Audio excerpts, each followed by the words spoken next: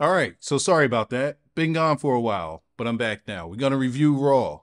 And quickly, let me just tell you how I'm going to be segmenting this. This is probably going to be a shorter review of Raw. Why am I doing a shorter review of Raw? Well, it's to kind of get me in a flow of condensing these so that I can do later podcasts at the end of the week, expanding on all of the shows. So we're gonna do a shorter version here, which we're gonna do to knock it out kind of as a live reaction to what happens, and then we'll do further detail at the end of the week. Now, podcast is not going to start this weekend because we have the pay-per-view on Saturday, and I'm still juggling a lot of stuff around in life, and I really don't have the time to do it just yet. However, I am back to doing videos. Just don't know how I'm going to be structuring the podcast thing yet. So that may come next month, as in June. So let's talk about Raw. Not a good show, not a bad show. I mean, not not that it wasn't a good show. It was a good show. It wasn't a great show, but it wasn't a bad show either. We started off with Sami Zayn and Gable promo. Can I just say this real quick? Real quick. Since Sammy has won this title, I swear it's as if we don't have an Intercontinental Champion. Maybe it's because I haven't been watching as attentively as of late. I've missed the past few weeks or the past couple of weeks, and I'm just not hearing Sammy's name anywhere. I'm not hearing it on social media. I'm not seeing video clips. No one seems to be talking about Sammy, and it seems as though I was thinking about it a little late last week. I was like, yo, who's the IC champion? I forgot that Sami Zayn was the IC champion. I was wondering who was holding that belt. But we got a promo with him, and he's hyping up the triple threat match with Gable and Bronson Reed at wherever they're going to be wrestling this Saturday. I don't Saudi wherever they're going. I don't know. I'm out of the loop. I'm sorry, but I'm going to give it to you as hard as I could. I mean, all right, no diddy. Let's start over and be friends, okay? The promo sucked. Gable comes out and he addresses the three clowns behind him. That sucked. This character that they're doing with Gable sucks. I get the character that they're doing where he's putting down his team and is making him seem like kind of a spoiled brat that wants to blatantly cheat to get what it is they want. I don't know why they want to take him in that direction. I don't see the psychology behind that. I don't see the point in that. And maybe it's because people expected, like a Kurt Angle type of character that they could do with Gable. And it seems as though they want to go in a complete opposite direction just to not give the fans that. It's kind of a Vince McMahon move, if I think so. It's like when Angle came back, when Gable and Jordan, what's Jordan's name? The guy that he had with NXT back in the day. It's kind of like when they were together and they kind of split, and Angle came back and they were doing the whole legitimate son thing, and instead of it being Gable, the one that made the most sense and that would have given Gable an amazingly good rub, no Diddy again. They went with Jason Jordan. That's the guy's name, Jason Jordan. And that went nowhere. It really went nowhere. That could have helped out Gable a whole lot more, and it would have made a whole lot more sense. So that was one chance they could have gave us that angle with Gable. Gable. I did not do that on purpose. No pun intended. Here we have a chance in which we can do it again, and it seems as though they want to go in a complete opposite direction. Now, granted, we know where this is going. He's going to be getting rid of the team that he has. Those guys are going to be babies. He's going to be getting rid of them. He's going to be bringing in the Creeds, which is good. I don't think that they're featuring the Creeds too much right now, which is also good. Kind of get people to forget about them a little bit. And you bring them in with Gable with a mean streak, and off to the races we go. They wrestled, Gable and Sami Zayn, and I don't care for the match. I don't really care for Sammy. I'm sorry. I apologize for anybody that is a Sammy fan. It's just not my cup of tea. The match itself, again, a joke. The match was about Gable addressing the guys that he came out there with, kicking Tozawa and Maxine back to the back because they weren't doing what he told them to do. Then you have Otis, who did do what Gable wanted him to do, which was interfere in the match. There was a lot of distraction toward Gable, which I'm like, why is he not losing? He's being distracted with a whole lot of his own doing. However, Sammy managed to lose when Otis interfered in the match. And it's like, wait. Your IC title or your IC champion that just seems to be swimming along with the waves at this moment. He's the one that loses, even though Gable was the one that was distracted the whole match. Doesn't make sense to me. Then we got a Braun Breaker squash match. And Braun Breaker is really pissed off that he wasn't in the King of the Ring. And I think he was equally as pissed off that he was booked to be in a squash match. So what did he do? Squash the guy. Guy was unable to continue the match via the referee. And because of which, Braun destroyed him some more. I like the thing where he had the guy's head in the chair and he had the guy's head in the stairs and he hit him with the chair as if he was decapitating him. Pretty cool spot after spearing him outside. Yo, this dude, Braun Breaker, I need to know what his 40 is because he is way too fast. And the way he hits that spear, I don't want no smoke. I want no smoke with Braun Breaker. That dude, yo, he delivers one hell of a spear, man. Then we had a backstage segment with the two of them, and he told Pierce straight up, hey, man, you ain't put me in the King of the Ring. That's on you. You can't control me. All right, cool. We got Io Sky. Is it Io Sky or Io Shirai? Io somebody. And Lyra Valkyria. And I put on Twitter. You should follow me on Twitter if you're not following me on Twitter at the moment. I do tweet a lot. I tweet a lot about a lot of stuff, but I tweet a lot. But I did tweet before this match, and I actually tweeted. I said, before this match starts, I think that Lyra Valkyria should beat Io Sky. Why did I think that? Well, because I feel like they want to get behind Lyra Valkyria. And if you really want to push her as someone that you really should pay attention to, because she's kind of in that limbo phase where the crowd is trying to get to learn her, so they don't really know if they should react to her as positively as somebody that's super over. It's like, okay, you know, we're gonna give you the benefit of the doubt, but we're not gonna kiss your ass sort of reaction that they give Lyra. So WWE, what they have to do is they have to give her credible wins. This loss doesn't hurt Io for a couple of reasons. One, you know, she's coming off of a championship run. Two, she didn't do anything with that title, so it really doesn't matter. It's not as if she was propped up on some Roman Reigns unbeatable or anything like that. Io is who she always was. You know, she's going to be somebody that's going to go in there. She's going to deliver a great match. Woman can't talk a spick of English, but she knows her way around the ring, and I don't know how if she calls her spots or what, but her ring communication is top notch. And Lyra Valkyria, tell me if I'm wrong. I'm not 100% familiar with Lyra. I did go back and watch a few Lyra matches in NXT, and I've watched her on the main roster.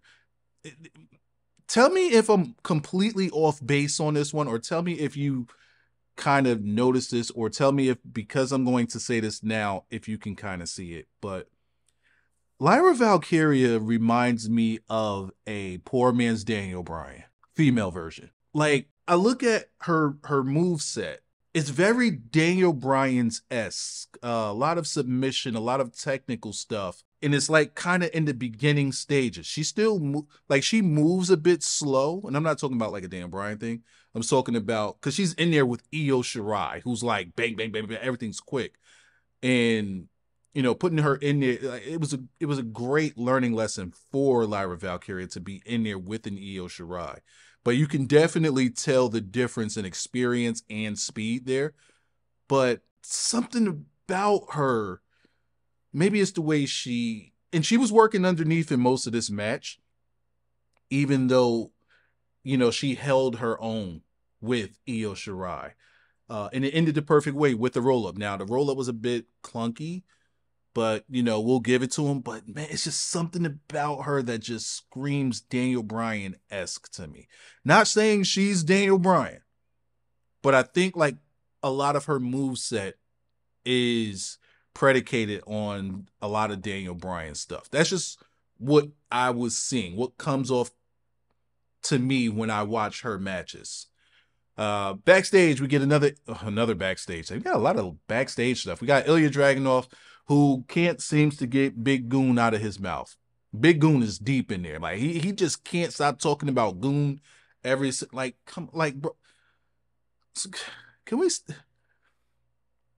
Uh, maybe it's to play off of the internet wanting the Ilya and Goon match, and that they feel like it was taken away from them, and WWE's playing into that. Maybe that's why Ilya's talking about Goon, but it's like, come on, bro.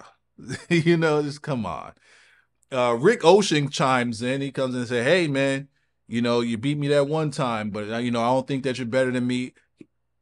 Rick Ocean wants to smoke with Ilya, and I'm here for it. I'm here for it, and I definitely think that these two add significantly into that mid-card picture, as does Braun Breaker, as he came in and smashed Rick Ocean with a spear through the equipment. I mean, this dude, Braun Breaker's out of control. This was a great way to start getting Braun Breaker over on the main roster as a heel. Just have him coming in on some Braun Strowman and just wreck shit. Like just unhinged. You can't do nothing about this. We are just going to wreck everything that we come across. If I see something, I'm wrecking it. That's Braun Breaker at this point. We got some Judgment Day and Miz and Truth stuff, and you don't pay me enough attention to care about him, and I don't pay you enough attention to listen to me talk about him. So Braun Strowman interfered in their match, and I actually think that Truth and Miz with Strowman as a muscle would be a dope idea. I don't think they're going to do it, but that would be a dope look. I kind of like the look of that whole thing. We got a Lyra Valkyria backstage segment. Hey, I think that maybe 80% of this show took place backstage, and I skipped a lot of it. And just talking about it, I skipped a lot of segments, but a lot of stuff happened backstage. But we got a backstage segment with her and Liv, where Becky congratulated her. She walked off. Liv congratulated her, then punched her in the face. Then we got the Becky and Liv promo. It sucked. I mean, it didn't suck. I mean let me take that back. It didn't suck. I just didn't care. I mean, it was cool. Liv, and I think everybody's in agreement with this. Liv is not a heel. She can't play one. It's definitely not natural. It's forced. It's not her. It's not her. And I do believe that she is going to take the title off of Becky, because I'll get into that, because I'm going to do a prediction video on wherever they're going to be wrestling on Saturday. But we got that promo. It sucked. It didn't suck. I said it didn't suck. It was okay. We move along. We got a 4-way women tag match, because AAA gets horny off of multi-people matches. Just for some reason, he just gets off to multi-people matches. I don't know. Xavier Woods backstage. My knee hurts. He's in a medical facility with Kofi. Kofi walks off. Karrion Kross comes through, and hey, man, it's always time to do something or another. I guess they're going to be working on that heel turn. Again, I haven't watched in the past couple of weeks. I do know that Kross approached Kofi with the same thing, I think, last week. So I guess they're working on a bit of a heel turn. I would prefer them having just a turn where they have some edge. I don't want them to really go heel. If they could just have some edge with them, like they did with their feud with Imperium, that's a great New Day. That's a great New Day. Then we actually had the women's tag match. I don't care about it. Shayna and Zoe Starks won. Good for them, I guess. They're going to lose their tag women's championship match anyway. Kaiser wants to smoke with Sheamus. That should be cool. We need to finally see a Kaiser match that matters, and hopefully it's something that puts him on the map for that mid-card space. That'd be a good look. And I want to say, man, Raw is stacked, because now we got Jay versus Goon. My guy. Oh, my guy.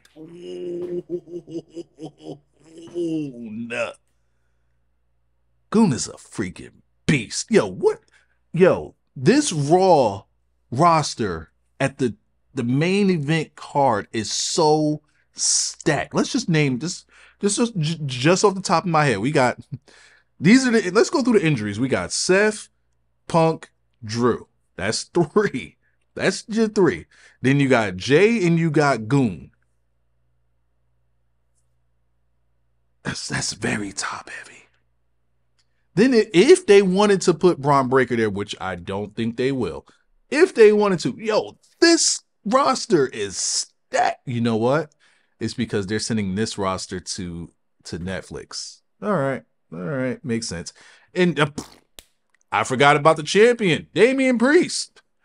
Priest is the champion of these names. When these guys are all back, this is going to be pure chaos and insanity because Goon is just going to be running roughshod through this whole, yo, man.